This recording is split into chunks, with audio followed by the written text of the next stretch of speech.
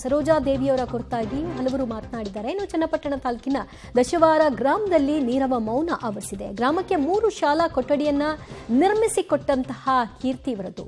ತಾಯಿ ರುದ್ರಮ್ಮನವರ ಸ್ಮರಣಾರ್ಥ ಶಾಲಾ ಕೊಠಡಿಗಳನ್ನು ನಿರ್ಮಾಣ ಮಾಡಿಸಿದ್ರು. ಗ್ರಾಮದಲ್ಲಿ ಹೈಸ್ಕೂಲ್ ನಿರ್ಮಾಣಕ್ಕೆ ಅನುಮತಿಯನ್ನು ಕೂಡ ಕೊಡಿಸಿದ್ರು ಸರೋಜಾ ದೇವಿಯವರು.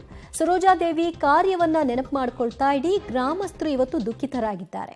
ಅವರ ಸೇವೆ ಈಗ ಶಾಶ್ವತವಾಗಿ ಅವರ ಊರಿನಲ್ಲಿ ಇರೋದನ್ನ ನೋಡಬಹುದು. ದಶಾವರ ಗ್ರಾಮದಲ್ಲಿ ಸರ್ಕಾರಿ ಶಾಲೆಯ ಕಟ್ಟಡಗಳನ್ನು ನಿರ್ಮಾಣ ಮಾಡಿಸಿದ್ದಾರೆ. ಅದರ ಆ ಒಂದು ಕಟ್ಟಡದ ಮೇಲ್ಭಾಗದಲ್ಲಿ ಡಾಕ್ಟರ್ ಬಿ ಸರೋಜಾ ದೇವಿಯವರ ಸಹಾಯಾರ್ಥ ಅಂತ ಅಲ್ಲಿ ಅವರ ಹೆಸರನ್ನು ಕೂಡ ನಮೂದಿಸಲಾಗಿದೆ. ಹೀಗೆ ಹಲವಾರು ರೀತಿಯಲ್ಲಿ ಅವರು ಆರಂಭಿಕ ಅಂದರೆ ವೃತ್ತಿ ಜೀವನ ಈ ಸಿನಿಮಾ ನಟನೆಗೆ ಬರೋದಕ್ಕೂ ಮೊದಲು ಕೂಡ ನಾನು ಟೀಚರ್ ಆಗಬೇಕು ಅನ್ನುವಂತಹ ಬಯಕೆಯನ್ನು ಹೊಂದಿದ್ರಂತೆ.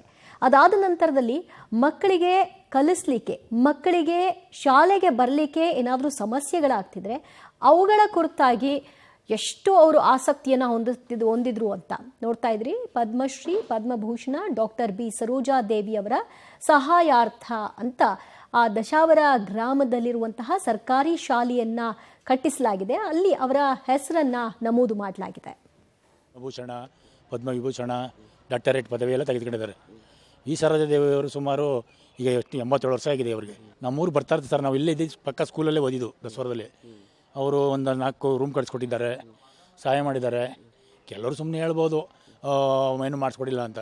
ನಾವು ಅದೇ ಸ್ಕೂಲಲ್ಲಿ ಓದಿದ್ದು, ಪಕ್ಕ ಊರು ಇದಕ್ಕೆ ಅವರು ನಾವು ನಾಗವಾರ ಕಾಲೇಜಲ್ಲೇ ಓದಿದ್ದು ಸರ್. ಇವರು 2 ತಿಂಗಳು 3 ತಿಂಗಳು ಒಂದ್ಸಲ ಬರ್ತಾಯಿದ್ದು. ಮತ್ತು ತೋಟ ಇದೆ.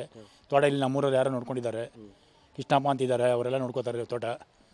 ಮತ್ತು ನೋಡಿ ಇವರು ಅವ್ರ ಸಂಬಂಧಿಕರೇ ಇವರು KB ಹೋಗ್ತಾರೆ. ಇವರು ಅವ್ರ ದೊಡ್ಡಮ್ಮನ ಮಗರ. ಇವರು ಬಂದಾಗ ಸರ್ ಮಾತಾಡ್ಸ್ಕೊಂಡು ಹೋಗ್ತಾರೆ.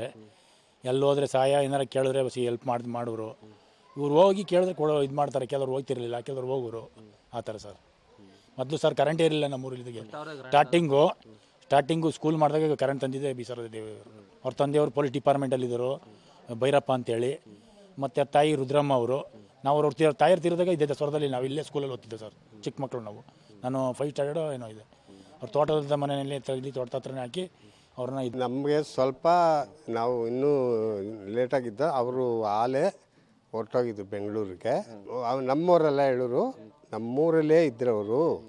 ಅವಮ್ಮ ರುದ್ರಮ್ಮ ಅನ್ನೋರು ನಮ್ಮೂರವರೇ ಅವರು. ಇಲ್ಲಿ ಅದ್ಯಾತ್ಕೋದು ರುದ್ರಮ್ಮ ಬೆಂಗಳೂರಿಗೆ.